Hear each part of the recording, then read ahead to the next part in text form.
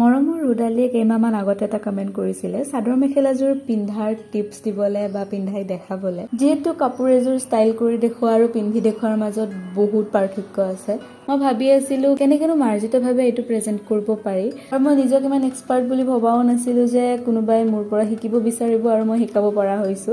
মই ইমান বছৰ চাদৰ মেখেলা পিন্ধি যিখিনি বুজি পাইছো তাকে মই বুজাই ক'বলৈ চেষ্টা কৰিম। এটা ইম্পৰ্টেণ্ট কথা যিটো মই বহুত দেৰিকে গম পাইছো, চাদৰ মেখেলাযোৰ পিন্ধাৰ আগতে ইস্ত্ৰি কৰি লোৱাটো এটা বহুত হিউজ ডিফাৰেন্স দিয়ে। ধুনীয়াকে গাত লিপিত খাই থাকে, পিন্ধিবলৈ সহজ হয়।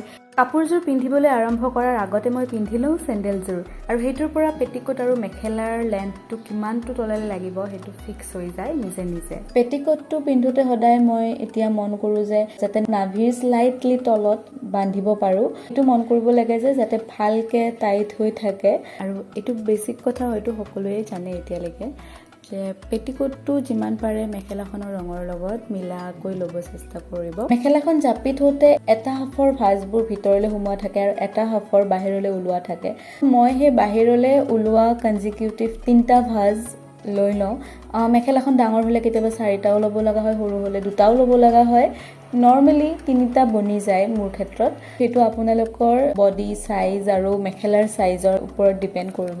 মন কৰিব মেখেলাখন যাতে বেছিকৈ বাওঁফালেই টান খাই নাথাকে, যিহেতু আমি এখন সোঁফালে লওঁ, চেণ্টাৰৰ পৰা যাতে ৰাইট চাইডে এভেইলেবল থাকে। গুজি লোৱাৰ আগতে মই কোচকেইটা চিকিউৰ কৰি লওঁ এটা পিন মাৰি, আৰু এই পিনটো খুব তলত মাৰিব নালাগে। তাৰ পাছত পেটিকোটৰ ওপৰত ৰৈ যোৱা মেখেলাৰ গোটেই অংশ ভালদৰে গুজি লওঁ। চাদৰখন লওঁতে মই প্ৰথমতে আঁচলটো মিলাই লওঁ, কিমানখিনি দীঘল হ'লে চম্ভালিবলৈ পাৰিম। আঁচলটো আমি পেলাওঁ বাওঁফালে, একেবাৰে ডিঙিৰ কাষতে চাদৰখন নলৈ অকণমান কান্ধৰ ফালে লওঁ। চাদৰখন কান্ধত পিনেৰে ফিক্স কৰি লোৱাৰ পিছত নিজৰ পচন্দৰ জোখাৰে কাষলতিৰ তলেৰে পকাই আনি আমি মেখেলাত গুজি দিওঁ। তাৰ আগতে মই চাই লওঁ কিমানখিনি ভিতৰলৈ যাব কুনিয়াকে। এবাৰ গুজি লৈ তাৰ পাছত এনেকে ভাঁজ কৰোঁ। যদি চাদৰখন খুব দীঘল হয় অকণমান ভাঁজ বেছিকে দিব লগা হয়। ফৰ এক্সাম্পল এনেকে।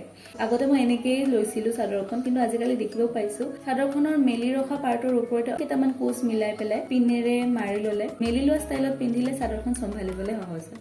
আৰু যদি চাদৰখন ভাঁজ কৰি পিন্ধিব বিচাৰে তেতিয়াহ'লে ভাঁজখিনি মই গাতে নকৰি প্ৰথমতে বিচনাত কৰি লওঁ। আগৰবাৰৰ দৰে আঁচলটো মিলাই লৈ পিনটো আগতে মাৰি লওঁ। আৰু মই প্ৰিফাৰ কৰোঁ পিনটো বেছি তলত নামাৰিবলৈ, মানে স্কুৱেৰ ষ্টাইলত ভাল নালাগে মোৰ, অকণমান ওপৰতে থাকে।